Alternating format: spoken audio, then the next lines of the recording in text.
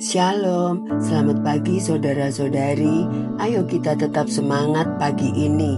Sebentar kita akan beribadah untuk merayakan hari kemenangan bersama Tuhan Yesus. Kita akan merenungkan firman Tuhan dulu. Mari siapkan hati kita dengan berdoa. Selamat pagi Bapa yang baik. Kami bersyukur untuk hari yang baru dan berkat yang baru pada pagi hari ini. Terima kasih untuk anugerah-Mu. Kami tidak bisa hidup tanpa-Mu. Jadikan hati kami tanah yang subur, yang siap ditabur benih firman Tuhan, sehingga firman-Mu menjadi pelita dalam setiap langkah hidup kami. Dalam nama Yesus kami berdoa. Amin.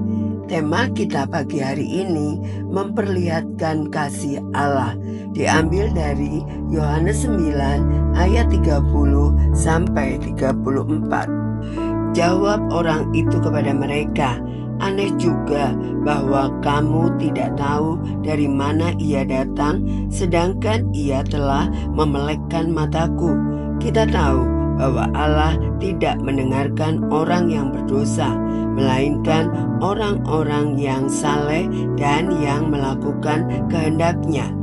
Dari dahulu sampai sekarang tidak pernah terdengar bahwa ada orang yang memelekkan mata orang yang lahir buta. Jikalau orang itu tidak datang dari Allah, ia tidak dapat berbuat apa-apa." Jawab mereka, "Engkau ini lahir sama sekali dalam dosa, dan engkau hendak mengajar kami?" Lalu mereka mengusir dia keluar. Seorang ibu bernama Nadine menderita kanker stadium akhir ketika akhirnya dokter mengatakan bahwa kemoterapi tidak banyak membantu lagi.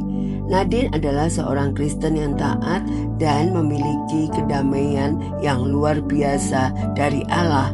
Ia menghabiskan minggu-minggu terakhirnya dengan membuat clipping untuk anak perempuannya dan membuat rencana upacara pemakamannya. Jiwa Nadine yang penuh sukacita seakan-akan mengundang kami untuk selalu berada di dekatnya, dan orang-orang senang menghabiskan waktu bersamanya. Ia tetap memiliki selera humor dan selalu membagikan kesaksian bagaimana Tuhan memenuhi kebutuhannya. Ia menunjukkan karakter Allah yang penuh kasih kepada setiap orang di sekelilingnya. Ketika seorang pria yang lahir buta disembuhkan Yesus, lalu ditanya oleh orang Farisi, "Apakah yang diperbuatnya padamu? Bagaimana ia memelekkan matamu?" Yohanes 9 ayat 28. Ia pun mendapat kesempatan menyaksikan tentang siapa Allah di Yohanes 9 ayat 30 sampai 33. Bahkan dia menegaskan, jikalau orang itu tidak datang dari Allah, ia tidak dapat berbuat apa-apa di ayat 33.